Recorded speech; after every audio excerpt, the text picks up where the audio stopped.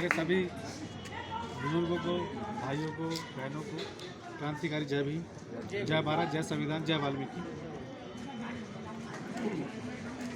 मेरा नाम विक्की पार्चा है और मैं भीम आर्मी विधानसभा अध्यक्ष हूँ। जो मेरी क्वालिफिकेशन में बताया था, मैंने क्वालिफिकेशन है वो मैंने MBA किया हुआ है मैनेजमेंट से, और इससे पहले मैं मैक्स हॉस्पिटल वर्किंग था एज असिस्टेंट मैनेजर वैशाली में जो है हमारे। और उसके बाद मैंने एक हेलिंग हॉस्पिटल ज्वाइन किया था एज ए सीनियर मैनेजर। उसमें मेरे पास जो डिपार्टमेंट थे बिलिंग, टीपे, डिस्पैच एंड फ्रंट ऑफिस। तो ये मेरा इंट्रोडक्शन है। अब मैं बताना चाहता हूँ भीम आर्मी की बात। जो भीम आर्मी का जो मिशन है वो माननीय साहब काशीराम जी और बाबा साहब ने जो एक बीड़ा उठाया था कि बहुजनों को इकट्ठा करने के लिए, जो क्योंकि देखो सबसे ज़्यादा जो अत्याचार जो होता है वो बहुजनों पे ही होता है।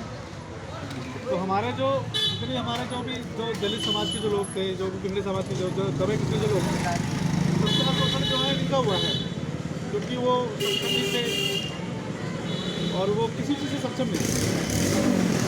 तो इसी बात को है, जैसे कि अब हमारे जो चंद्रशेखर भाई हैं उन्होंने भी ये पीड़ा झेली है, बट उन्होंने भी एक पीड़ा झेली है कि उनके साथ में एक चीज़ हुई है, जातिवाद को लेके, खाने को लेके, लेके जाना नहीं है कि जाना नहीं है, उससे पानी नहीं पियोगे, आपको बाहर नहीं, आपको एजुकेशन की राइट्स नहीं है। तो इस चीज़ को लेकर जब उन्होंने देखा कि उनको पीड़ा हुई, तो उन्होंने फिर उस चीज़ को लेके वो निकले। तो उनके ऊपर भाई काफ़ी चीज़ें, उनके ऊपर केस भी हुए। आज भी उनके ऊपर में कम से कम मान के चलो 100 से ऊपर केस चल रहा है। हर स्टेट में उनके ऊपर एक केस चल रहा है। मगर वो हमारे भाई इतने दबंग और इतने ही हार्डवर्कर है कि उनको बस ये पता चल रहा है कि हमारे जो भी दलित समाज, बहुजन समाज के जो लोग हैं, उनके ऊपर कहीं भी कोई पीड़ा होती है वो सबसे पहले वहाँ पहुँचते हैं, जिससे कि हमारे लोगों को इंसाफ मिले। क्योंकि हमने देखा होगा जब हम लोग यहाँ पे दिल्ली में रहते हैं तो हम लोग को हम काफ़ी सक्षम हैं, बट आपने देखा होगा गाँव देहातों में हमारे जो है कोई वैल्यू नहीं। हमारे जो घर होते हैं वो भी गाँवों से बाहर होते हैं। हमारे पास में आप ये मान के चलो कि जैसे चाहे हमारे पास में मर्सिडीज कार हो, चाहे हमारे पास और हम अच्छे सूट बूट में बैठे हैं, और गांव में किसी में जाओगे ना और वहाँ पे जो बंदा बैठा होगा ऊँची स्वर्ण जाति का लोग, वो चाहे फर्नीचर हो, चाहे उसकी धोती फट रही हो, चाहे कुछ भी हो, बट उसको ये पता चल जाए कि ये भाई वाल्मीकि है या जाटा है, खटीक है, पासी है, तोसी है, जो भी जाती है बहुजन समाज से, तो वो ना वो चीज़ वो भूल जाएगा। क्या कहें इसको कहाँ से, इसको बैठने की शिक्षा नहीं, बस बैठना नहीं है, इसको पानी नहीं देना है, इसको गाँव से बाहर करो। अब मुझे ये बताओ कि ये जाति बनाई किसी ने? जाति कोई नहीं बनाई, जाति इंसान ने बनाई है, आपको पता ही है। पर जाति में बांटा किसी ने? इंसान ने बांटा। उन्होंने अपने जो उस टाइम के सक्षम बंदे थे वो तो बन गए स्वर्ण जाति के लोग, और जो उस टाइम पे जो हमारे लोग जो काम करते थे, जो भाई आपको पता होगा पहले के टाइम में हमारे जो लोग थे उनके आगे हांडी लटकाई जाती थी, पीछे झाड़ू लटकाई जाती थी, और दिन में निकलने का उनका अधिकार नहीं था कि परछाई पड़ेगी तो अभी हम अछूत हो जाएंगे। तो इन चीज़ों को हम लोग भाई इन चीज़ों को हमने देखा है। तो हम लोग यही चाह रहे हैं कि भाई ये जो हमारे पास जो पीड़ा जो हुई है, और अभी जो मनुवादी जो सरकार है वो भी अब यही काम कर रही है।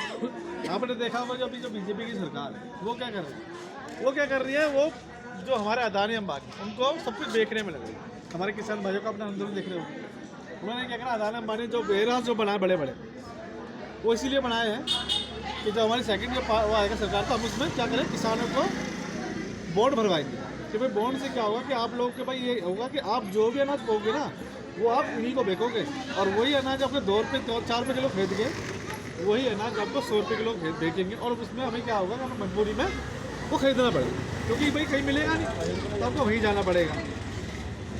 इस चीज़ के लिए भी अब गवर्नमेंट जो कहना जो हमारे जो किसान भाई हैं वो उसके अलावा वो उठा रहे हैं, भीड़ उठा रहे हैं। उसमें हमारी टीम भी गई थी, हमने भी वहाँ गए थे, हम लोगों ने वहाँ पे जो प्रोटेस्ट किया था, और हमने भी वहाँ पे जो भी हमसे बना थोड़ा बहुत खाना पीना जो होता है हम लोग दे के आए थे वहाँ पे।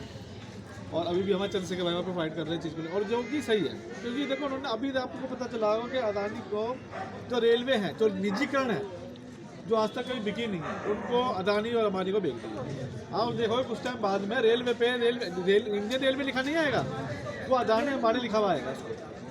और अभी जो अभी जो वो आया ना बिल आया ना, ये इस फील्ड में सारी चीज़ बेचने की बोलते हैं, नीचीकरण करने के लिए बोलते हैं। और आप देख रहे हो कि हमारे जितने हमारे लोगों के पास में आप लोग देखो बाल्मीकि समाज हो गए जो हमारी जनता है, उनके पास सबसे ज़्यादा नौकरी क्या है? एमसीडी की नौकरी है। अब उनके पीछे वो लग गया कि उनको प्राइवेटेशन के चक्कर में लग गए, जिससे कि उनको प्राइवेट कराया जाए। प्राइवेट में बताओ, अब हमारे जो लोग हैं अब वो बेचारे बड़ी मुश्किल से को नौकरी मिलती है, 20-20, 25-25 साल हो जाते हैं तो वो पक्के नहीं हो पाते हैं। उसके लिए कोई नहीं लड़ रहा है, उसको पक्का कराने के लिए कोई नहीं बोल रहा है कि इनको पक्का कराया जाए। इनके जो भाई इनके घर परिवार है, इनके परिवार के अंदर एक नौकरी है, उसको सक्षम करने की जगह उसको तोड़ने में लग रहा है कि जिससे कि नौकरी खत्म करेंगे, प्राइवेटाइजेशन कर देंगे। जो आपकी सैलरी 30-35-40 हज़ार रुपये है ना, वो सैलरी आपकी 10,000 रुपये टक जाएगी, 8,000 रुपये टक जाएगी और आप कुछ नहीं कर पाए, बच्चे खाते रह जाएंगे। सरकार तो अभी सरकार को देख लो, सरकार क्या कर रही है? कुछ नहीं कर रही ना। वहाँ पे किसान कितने मर गए? 100 पर किसान मर चुके हैं, बट वो चुप बैठी है, बात कर लो, है ना, मगर कुछ नहीं करने वाला है। तो मैं ये कहूँगा, देखो जो हमारे जो चंद्रशेखर भाई जो काम कर रहे हैं, उनका काम यही है कि जितने जल्दी से जल्दी हम लोग जुड़ेंगे बहुजन समाज से, उसके अंदर में किसी भी, मैं बात आपको भाई को ये बताना चाहता हूँ, इस पार्टी को कोई भी किसी जाति से नहीं करेगा। जैसे कि बहुजन समाज को बोलते हैं कि जो जाटों की पार्टी है, बोलते हैं, देखो आपने सुना भी होगा कई चीज़ें, मगर ये जो पार्टी है बहुजनों की पार्टी है। इसमें हमारे SC ST OBC और मिनोरिटी, और जिसमें कि हाँ जो हमारे जो दलित जो जाति है उसमें कम से कम आती है 6,745 जाति आती है, ठीक है ना, जो कि है। अब ये तो 3 जाति है भाई, क्षत्रिय हो गए, ब्राह्मण हो गए, बनिया हो गए, 3 जाति आती है, ये तीनों लगाते हैं। और हमारी जो जाति लगाई है 6,745 जाति लोग बांटा गया, जब लोग कहीं तक एकजुट ना हो जाए। तो हमारा बस मिशन यही चल रहा है कि हम लोग जितने भी हमारे सक्षम भाई हैं, जितने भी हमारे लोग हैं, सबको एकजुट आके काम करना चाहिए। और हमारे जो भाई चंद्रशेखर भाई हैं, विनय रतन भाई हैं, और हमारे हिमांशु वाल्मीकि भाई जो प्रदेश अध्यक्ष है हमारे दिल्ली के अंदर में, जो कि बहुत बड़ी पावर है हमारे लिए और हमारे समाज के लिए बहुत गर्व की बात है कि हमारे दिल्ली प्रदेश में हमारे हिमांशु भाई को एक प्रदेश का अध्यक्ष बनाया गया जो वाल्मीकि समाज से काम कर रहा है, जिसमें कि हमारे को कहीं तो इंसान एक पद देने के लिए होता है, क्योंकि हमें ऊपर जाने नहीं देते हैं जी, क्योंकि हम लोग कितना फाइट कर ले हमें कोई जाने नहीं देगा। हमें बस ये बोलेंगे हाँ ठीक है देखते, क्योंकि मैंने भी झेला हुआ है, मैंने मैक्स में 8 साल काम किया है। मैंने जब भी आता था ना, जब मैं मैनेजर की बात कर रहा था, आपने मुद्दा उठाया मेरा दिल खुश गया, और मैं तो ना कुछ डायरी में कुछ समझ लिख जी, क्योंकि मैंने भी जना ये चीज़ ना ऑब्जर्व करी है, तो मैं मैनेजर लेवल पे मैंने ये वॉइस कर लेता हूँ। तो जब भी मुझसे बोला ठीक है बात करते हैं, बात करते करते क्या होता था, जो दूसरा स्वर्ण जाति का लोग था वो आता था, वो कम एक्सपीरियंस होता था, कम नॉलेज होती थी, कम क्वालिफिकेशन होती थी, तो उसको मैनेजर बनाया जाता था। और हम सोचते थे यार, मैंने कहा, और सब वो जो मेरे जूनियर थे वो कहते थे कि सर ये क्या हो रहा है यार, ये इसको तो कुछ आता ही नहीं, ये तो खुद ही हमसे पूछता है, आप तक तो है ही नहीं, आप तक ही नहीं कुछ पता ही, तो हमसे पूछता है। तो ये चीज़ें अभी भी है जो हमको, जिसके लिए हमको आवाज़ उठानी पड़ेगी और एकजुट होना पड़ेगा, जिससे कि हम लोग को मिशन को आगे बढ़ाना पड़ेगा। जो बाबा साहब ने जो काम किया और जो माननीय काशीराम जी ने जो एक बहुजन समाज को जो एक माला प्रोने काम किया था, उस पर हमें काम करना पड़ेगा। हमारे इसमें कभी भी किसी को भी एक किसी जाति से रेट नहीं किया जाएगा, मैं आपको पहले बताना चाह रहा हूँ।